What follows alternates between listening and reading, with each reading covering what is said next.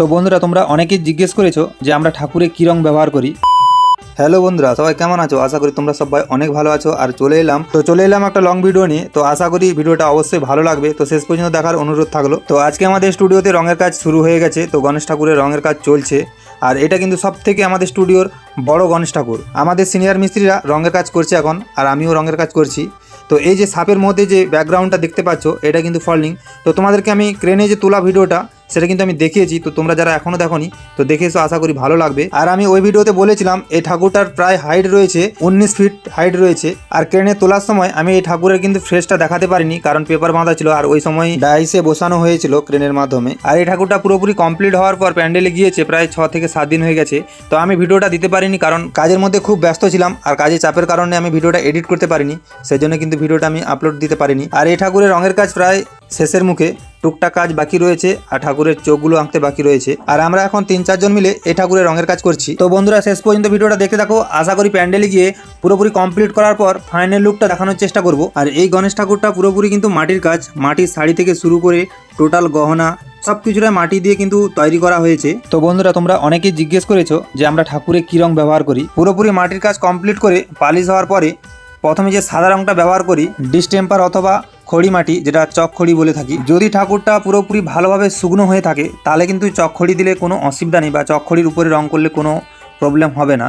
আর যদি ঠাকুরটা কম শুকনো হয় বা হালকা যদি একটু কাঁচা ভাব থাকে তাহলে কিন্তু আমরা ব্যবহার করে থাকি ডিস্টেম্পার। তো ডিস্টেম্পার কালারটা ব্যবহার করলে শুকনো কম থাকলেও এই কালারে কিন্তু বোঝা যায় না, কালারটা কিন্তু একই রকমই গ্লেজ দেয়। আর আমি যখন নিজে কাজ করে থাকি তখন কিন্তু আমি বেশিরভাগই ডিস্টেম্পার ব্যবহার করি, মানে ডিস্টেম্পার কালারই ব্যবহার করি। আর এই ডিস্টেম্পারের সাদা কালারটাতে স্টেনার মিশিয়ে আমরা বিভিন্ন কালার করে ঠাকুরের রং করি। আর কিছু কিছু ক্ষেত্রে যেগুলোতে শাড়ির কালার হয় সেগুলোতে একটু গ্লেজ দেয় অভ্রের মতো, তো ওইগুলো কিন্তু সিল্কের যে মেটালিক্স কালারগুলো হয় ওইগুলো ব্যবহার করি। আর এই ঠাকুরের থিমটা তোমরা দেখতেই পাচ্ছ।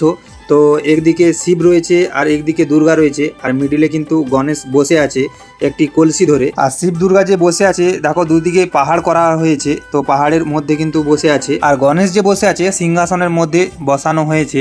তো তোমাদের ডিজাইনটা কেমন লেগেছে একটা লাইক দিয়ে কমেন্ট করে জানিও। আর এই গণেশটার হাইট রয়েছে প্রায় 10 ফিট, আর এর যে ব্যাকগ্রাউন্ডটা যেটা সাপের মধ্যে রয়েছে ওটা কিন্তু সাইডে রাখা রয়েছে, আর ওটার হাইট রয়েছে 9 ফিট। তো বন্ধুরা দেখো এই ঠাকুরটা পুরোপুরি কমপ্লিট হয়ে গেছে। আর এই যে ঠাকুরগুলো দেখতে পাচ্ছ এটা কিন্তু কৃষ্ণ, আর পিছনে কিন্তু এর পঞ্চমুখী সাপ রয়েছে। দেখো গাড়িতে এখন তোলা হচ্ছে প্যান্ডেলে নিয়ে যাওয়ার জন্য।